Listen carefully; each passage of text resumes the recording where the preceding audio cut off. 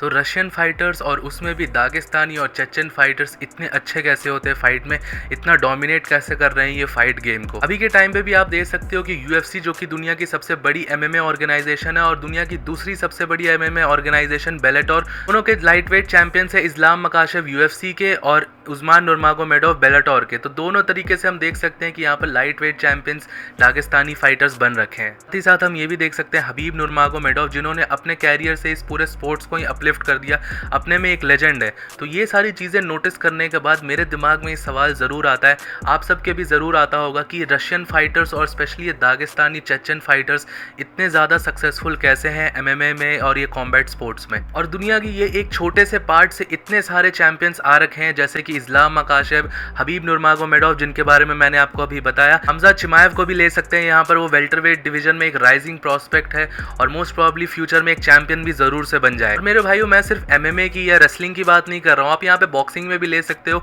बेटरयेव को भी देख लो आप, वहाँ पे बॉक्सिंग में एक प्योर नॉकआउट आर्टिस्ट है और बॉक्सिंग में एक तरीके से तहलका मचा रखा है उसने लाइट हैवी वेट डिवीजन में। तो पूरा MMA, boxing, wrestling, kick boxing, सब जगह से जो भी फाइटर्स इन दो जगहों से आते हैं, सारे फॉर्म ऑफ कॉम्बैट स्पोर्ट्स में डोमिनेट करते हैं। क्वेश्चन यही बनता है कि ऐसा क्या है इस रीजन से जिसके कारण यहाँ से इतने सारे चैंपियंस और एकदम तगड़े फाइटर्स आ रहे हैं। इस वीडियो में हम इसी क्वेश्चन का आंसर खोजेंगे, डिस्कस करेंगे। लेकिन भाई उससे पहले आप सबसे रिक्वेस्ट है कि अगर इस वीडियो के एंड में आपको वीडियो पसंद आती है तो चैनल को जरूर से सब्सक्राइब कर दीजिएगा और वीडियो को लाइक भी कर दीजिएगा। हम सब ट्राई कर रहे हैं 2000 सब्सक्राइबर्स हिट करने का इस चैनल पे, तो जरूर से चैनल को सब्सक्राइब कर दीजिएगा। तो देखिए, ये सवाल कि दागिस्तानी फाइटर्स और चेचन फाइटर्स इतने तगड़े फाइटिंग कैसे कर पाते हैं, उनमें इतनी ज्यादा स्किल्स कैसे होती है, ये बताने से पहले, इस आंसर को खोजने से पहले आप सबको इस रीजन के बारे में बताना होगा, आप सबको इस रीजन के बारे में पता होना चाहिए। तो देखिए, ये जो रीजन है चेचनिया और दागिस्तान का, ये पड़ता है कॉकेशियन माउंटेन्स में। ये कॉकेशियन माउंटेन रीजन्स जो है उसके अंदर ये चेचनिया और दागिस्तान के जो दो रिपब्लिक्स है ये पड़ते हैं और वहां पर इनकी लोकेशन है। तो ये जो रीजन है ये ईस्टर्न यूरोप और वेस्टर्न एशिया को सेपरेट करता है। ये बहुत ही ज्यादा ठंड वाला रीजन है, यहाँ बहुत ज्यादा ठंड होती है,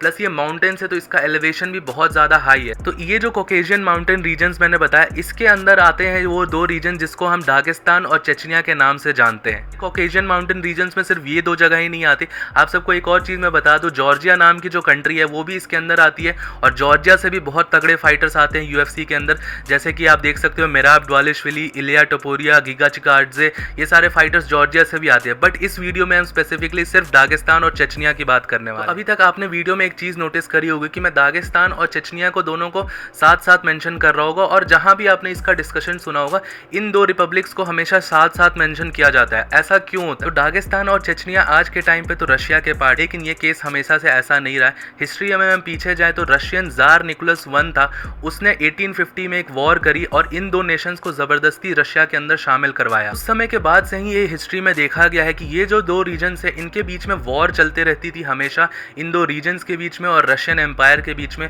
हमेशा से ये दो रीजन्स चाहते थे कि ये अगेंस्ट जाए रशिया के और बाहर निकल के एक तरीके से फ्री नेशन बन पाए वापस से। तो काफी सारी वॉर्स देखी गई है इन दो रीजन्स के बीच में हमेशा से रशिया के साथ। और इसके बीच में जो वॉर्स लड़ी गई वो मोस्टली चेचन के द्वारा लड़ी गई। चेचन फाइटर्स इस वॉर को लड़ते थे रशिया के अगेंस्ट और ये वॉर्स अराउंड 90 से लेके 2009 तक लड़ी गई और इसके बीच में दो बहुत मेजर चेचन वॉर्स हुई थी रशिया के अगेंस्ट।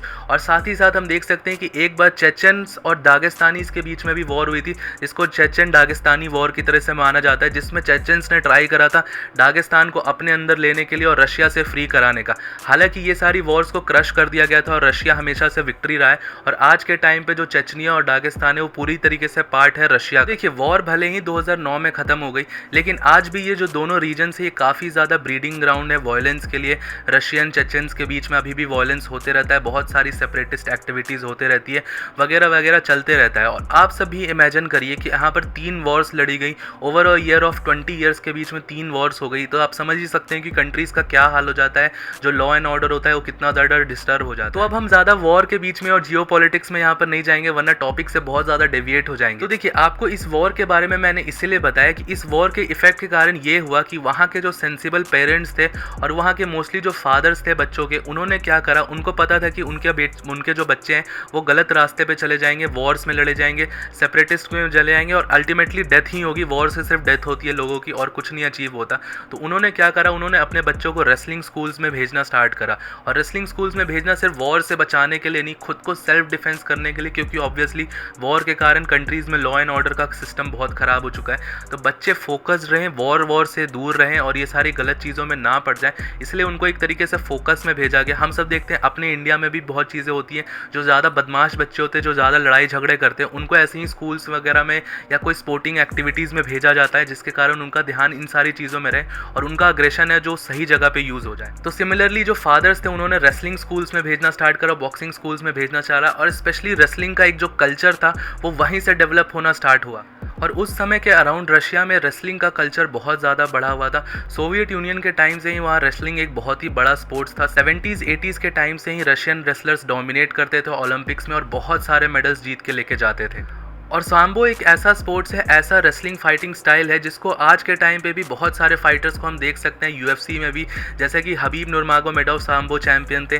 फेडोर एमिलियानेंको को जो हैवीवेट के वन ऑफ द गोट्स माना जानते हैं, वो भी एक सांबो के प्रैक्टिशनर थे। और आज के टाइम पे अगर आप लाइट वेट चैंपियन इस्लाम मकाशेव को ही ले लो तो ये 2016 के वर्ल्ड सांबो चैंपियन भी रह चुके हैं। पाकिस्तान का रेसलिंग कल्चर नो डाउट बहुत तगड़ा था उस टाइम पे, और जो फादर्स थे वो अपने बच्चों को बहुत ही यंग एज से रेसलिंग जिम्स में भेज रहे थे। और मैं रेसलिंग जिम्स बोल रहा हूँ तो कोई ऐसे ही रेसलिंग जिम नहीं जैसे कि बच्चों का जिम करा दिया, ये उस टाइम पे one of the best wrestling gyms थे पूरे वर्ल्ड के। दोनों हबीब नूरमागोमेडोव और इस्लाम मकाशेव के आप इंटरव्यू सुनोगे तो उसमें उन्होंने काफ़ी बार बताया है कि उनके जो फादर्स थे वो उनको फोर्स करते थे बहुत ही यंग एज से कि रेसलिंग करने के लिए, और रेसलिंग स्कूल्स में भेजते थे और उनको खुद ही ट्रेन करते थे रेसलिंग में। इनफैक्ट हबीब ने तो एक बहुत ही फनी स्टोरी भी शेयर करी थी कि जब उनके फादर किसी फैमिली गैदरिंग में जाते थे और उनके एज का किसी बच्चे को देखते थे तो उनके साथ उनका रेसलिंग मैच करवा देते थे उसी टाइम पर। हम सब ये सब कैसे भूल सकते हैं कि हबीब का लिटरली एक वीडियो है जिसमें वो 5 साल के हैं और उनके फादर उनको एक बेयर के साथ रेसलिंग करवा रहे हैं। ये एक बिल्कुल ही मैग्निफिसेंट वीडियो है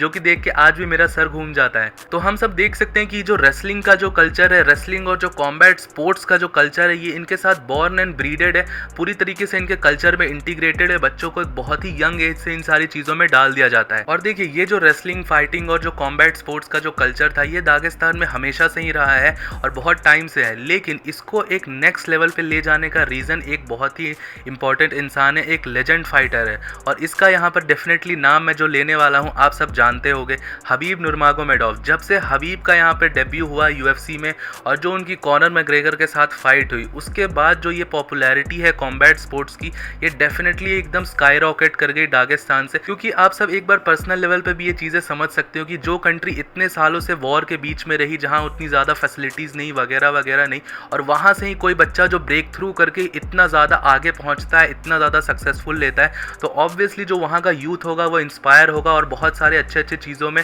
और इस चीज़ों को अपने साथ रिफ्लेक्ट करेगा और अपने आप से रेजोनेट करेगा। क्योंकि देखिए हम सब के बीच से जब कोई बंदा सक्सेसफुल होता है तो हम सब के दिमाग में ज़रूर चीज़ें आती है कि हम भी ये सारी चीज़ें अचीव कर सकते हैं, हमारे बीच से कोई गया है तो हम भी ज़रूर जा सकते हैं। तो ये सारी चीज़ें और ये सारा जो इमोशन होगा ये सारे बच्चों के बीच में रेजोनेट किया, और उसके बाद से एक लिटरली दागिस्तानी और चेचन वेव हमने देखी है यूएफसी के अंदर। और यूएफसी फाइटर्स के यहाँ पर देख सकते हैं कि एक तरीके से यूएफसी का पूरा रुख बदल दिया गया है। और ये सेम चीज़ आप सब दूसरे कंट्रीज़ में भी नोटिस कर सकते हो। जब कोई एक बंदा बहुत आगे पहुँच जाता है और बहुत सक्सेसफुल होता है, कोई बहुत ही गरीब और कम रिसोर्सेज वाली जगह से, तो वहाँ से बहुत सारे नए नए बंदे आ जाते हैं। जैसे कि हम जब देख सकते हैं कि 2012 में जब इंडिया में सुशील कुमार ने मेडल जीता रेसलिंग में, तो उसके बाद से एक वेव ऑफ रेसलर्स आई और अब इंडिया एक बहुत ही स्ट्रॉन्ग पोजीशन होल्ड करता है वर्ल्ड की रेसलिंग कॉम्पिटिशन्स में और रेसलिंग ओलंपिक्स वगैरह कॉम्पिटिशन्स में। सिमिलरली आप सबको इसके और एग्जांपल्स दिखाऊं तो फिलीपींस जो कंट्री है, वहाँ से मैनी पैक्याओ आए, वहाँ उन्होंने जो बॉक्सिंग करी और उन्होंने जो बॉक्सिंग में अचीव करी, अब हम देख सकते हैं कि कितने सारे तगड़े फिलिपिनो बॉक्सर्स आ चुके हैं गेम में। सिमिलरली हमने यहाँ पर देखा कि ब्राज़ील में भी रॉयस ग्रेसी ने यहाँ पर ब्राज़ीलियन जिu-जित्सु का प्रेजेंटेशन करा पूरे वर्ल्ड में यूएफसी के अंदर, और वहाँ पर से फिर हम देख सकते हैं कि आज के टाइम पे कितने सारे ब्राज़ीलियन फाइटर्स और चैंपियंस फाइट करते हैं यूएफसी के अंदर। तो यही सारी चीज़ें हैं कि किसी एक बंदे को वहाँ पर सक्सेसफुल होना होता है और कोई एक बंदा ब्रेक थ्रू करता है तो वो एक तरीके से टर्निंग पॉइंट हो जाता है पूरे रीजन के लिए, और वो एक पूरी तरीके से उस रीजन को ही अपलिफ्ट कर देता है। तो सिमिलरली दागिस्तान और चेचनिया का यही केस था, जब यहाँ पर से देखा गया कि यहाँ पर ऑलरेडी रेसलिंग कल्चर बहुत ज़्यादा था और यहाँ से हबीब ने जब सक्सेस निकाली, सक्सेसफुल हुए, तो वहाँ से जो वहाँ की यूथ थी वो काफ़ी ज़्यादा रेजोनेट करी। उनको लगा कि हमारे बीच का एक लड़का जो हमारे जैसा दिखता है, हमारे जैसी ट्रेनिंग करता है, हमारे साथ रहता है, वो अगर इतना बड़ा हो सकता है तो हम भी हो सकते हैं, और उन्होंने रेजोनेट करा और उसके बाद से वहाँ जो वेव आई है रेसलिंग की, लिटरली वहाँ पर हम कह सकते हैं कि एक रेवोल्यूशन क्रिएट करा है हबीब नूरमागोमेडोव ने उन दो रीजन्स के। हबीब के सक्सेस के कारण भी बहुत सारे फेमस फाइटर्स आने लग गए, लेकिन उसके अलावा भी एक और बहुत मेजर रीज़न है जिसके कारण मुझे लगता है कि ये सारे फाइटर्स इतने ज़्यादा सक्सेसफुल होते हैं, और वो है इनका डिसिप्लिन। और ये डिसिप्लिन जो इन फाइटर्स का है, ये मुझे कहीं ना कहीं लगता है कि ये जो इनके रिलीजन से आता है, और वो है इस्लाम का रिलीजन। जैसा कि मैंने आप सबको वीडियो की स्टार्टिंग में बताया था कि चेचनिया और जो दागिस्तान के जो लोग थे, प्राइमरली ये मुस्लिम्स थे, इन्होंने इस्लाम का रिलीजन हमेशा से फॉलो करा है। तो इस रिलीजन के साथ जो सारी स्ट्रिक्टनेस आती है और जो सारे रूल्स होते हैं, इसमें काफ़ी सारी चीज़ें होती हैं जो आप नहीं कर सकते हो, जैसे अल्कोहल और बहुत सारी चीज़ें होती हैं जो कि हराम में मानी जाती है, और इस कारण से ये चीज़ें बिल्ड करती है इनके डिसिप्लिन में, और ये फाइटर्स बहुत ज़्यादा डिसिप्लिन्ड होते हैं। हम सब यहाँ पर एक एग्जाम्पल ले सकते हैं कि देखिए, कुछ भी हो ना हो, मानो ना मानो,